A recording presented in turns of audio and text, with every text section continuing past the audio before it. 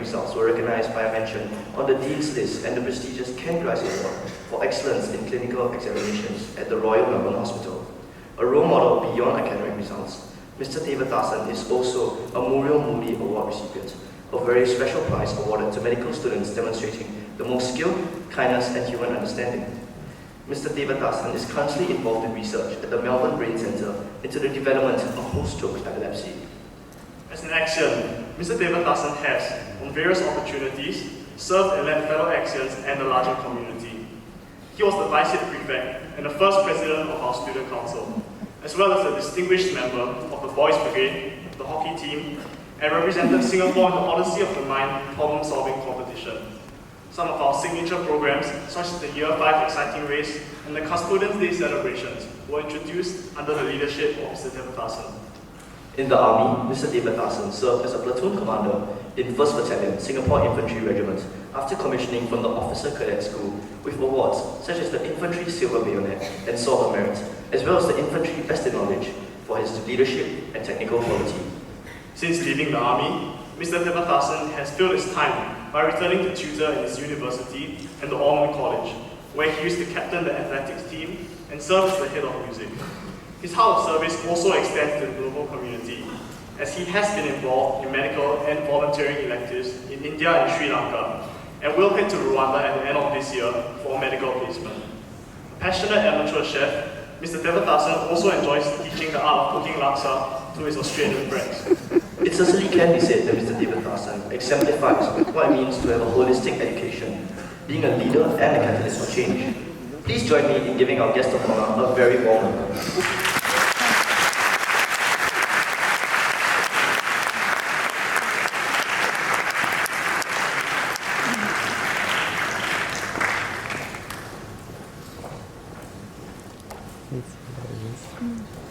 My goodness.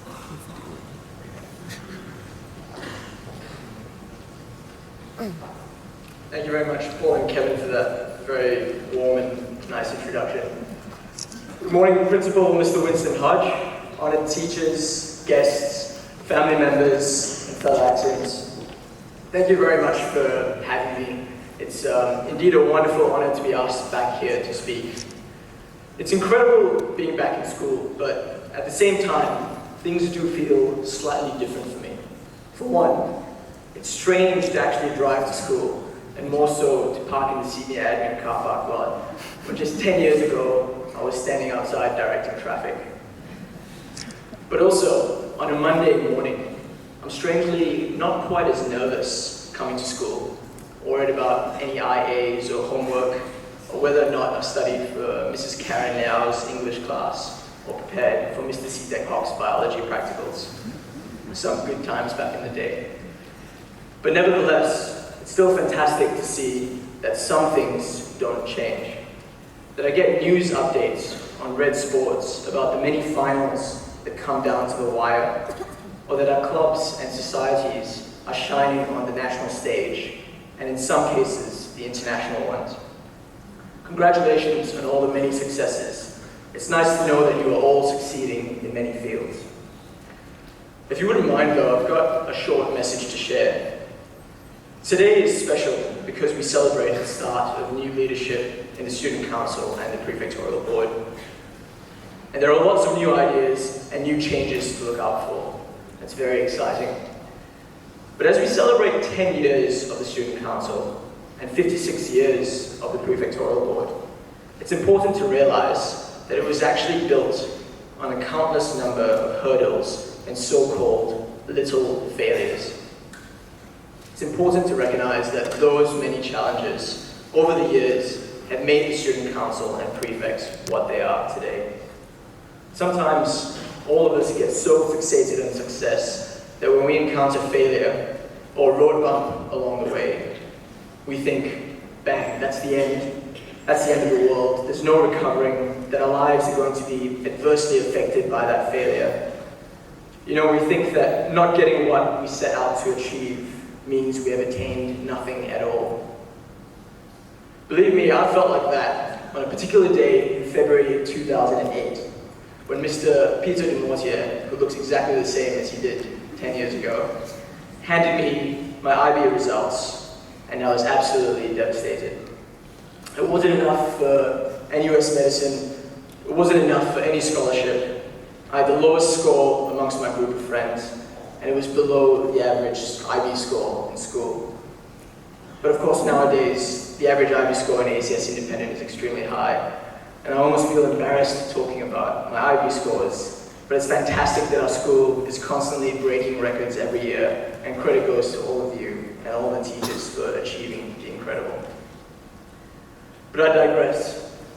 The point is that I felt that my IB results were the biggest blow to date, and that my whole university life, my future was in big trouble because of that.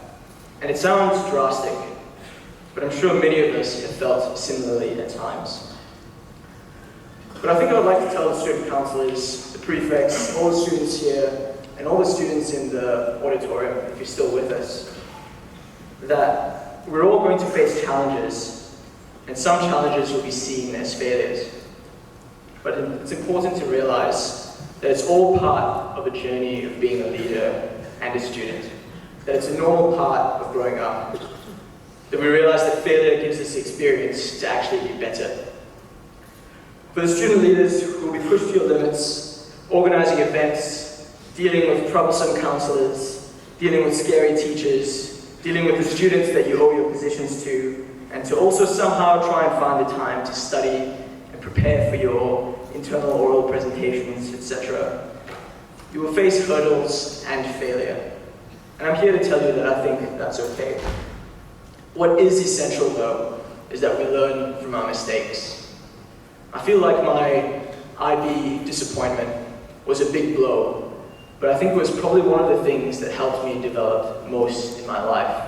And I think I couldn't be happier with where I am now. So how do we move on from these failures? Well, there are three things that we can do, and I'm going to end off here. And number one, trust in God or your faith. The theme verse from Matthew is talked about being the salt and light of the earth, about being the example of spreading your good deeds. But elsewhere in the Bible, it talks about when we face failure, when we face failure when we struggle being the salt and light of the earth. It's quite a practical bit of advice that I love. It's in the book of James, and it says, "Consider it pure joy, my brothers and sisters, when you face trials of any kind, because the testing of your faith develops perseverance. And let perseverance finish its work, so you can be mature and complete, not lacking in anything." So I think we must understand that failure is needed for us to be a mature and complete person. And God will not leave us to be tested beyond what we can bear. So that's point number one, is trust in God and your faith. Point number two is trust in others around you. There'll be plenty of friends, fellow counselors, prefects, and students who are not in the council who can give you perspective and plenty of support. I'd like to mention an email that I received from a certain teacher after I was considering signing on the army after my IB results. This teacher emailed me and said, "Go with your decision. Never look back in regret, because then it will make your future difficult for you." Of course, this teacher would not want to be mentioned, but I'll never forget what Mr. Sean Chu told me when I needed a bit of direction and affirmation for my failures. I think 1 week before Teachers' Day, it's important to recognize that teachers will play a massive part in helping us move on from our failures. And lastly, point number three is using the first two and whatever other means to convince yourself that internally the roadblock that you face is something that you can definitely overcome. So point number one is trust God and your faith. Point number two is Mr. Sean Chu or any other teacher or anyone around you. And point number three is your own determined self. And so teachers, friends, and peers, I pray that you all will lend me your ears. There are only a few things left to say on this very special Investiture Day. Congratulations to our student representatives. Finally, your election is no longer tentative. Of that, you should feel proud and glad, but remember, there's much work to be had. There's much service you owe your student body, and they should be given work of quality and far from shoddy. So go forth, work hard, and shine your light. Just remember to try and not get stage fright. Yes, there will be times when you encounter some failure, but remember to trust God, others, and your own determined behavior. It's only then, as Axians, that we begin to see that truly the best is yet to be. Thank you very much.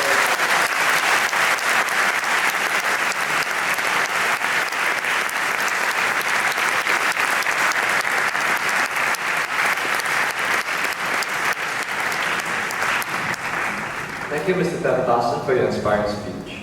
We are grateful that Mr. Devathasan has taken time off his busy schedule to be here with us today. May I now invite Mr. Hodge to present a token of appreciation to Mr. Devathasan. Mr. Hodge, please.